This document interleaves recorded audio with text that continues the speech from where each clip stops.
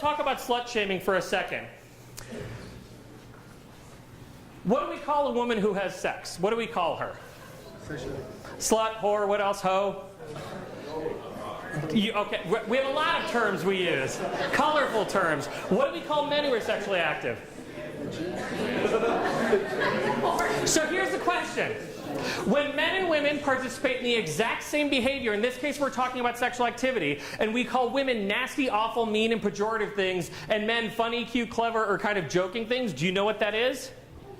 It's just sexism. It's just everyday normalized hatred of women. And by the way, do women participate in slut shaming? Yes, women do, okay? So this is a cultural issue for everybody. I'm not picking on just men here. I'm saying we culturally have really negative and bad attitudes about women expressing themselves sexually. Now here's the problem. When we do this to women, we make it harder for women to access information and services and support for sexual health and safety, as well as harder to access information on sexual victimization and misconduct because we terrorize them and attack them.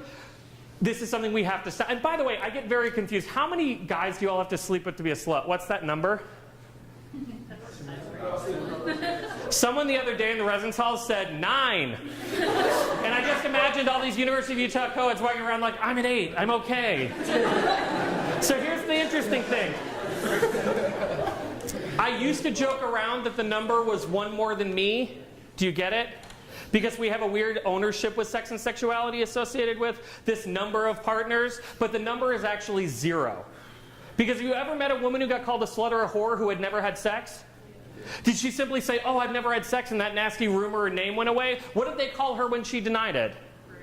She's a prude, a liar, a prude, or a tease. Those are your options for sexual agency, ladies. And by the way, you might not even get the pleasure of sex, but you get all the negative consequences of that name and moniker. This is problematic in every way. And the problem is that when we slut shame and treat women with disrespect, we make it harder for them to access resources and support. We make it easier for people to not believe them when they've been harmed. And we make a society and a campus that is easier for rapists to rape. And that's unacceptable.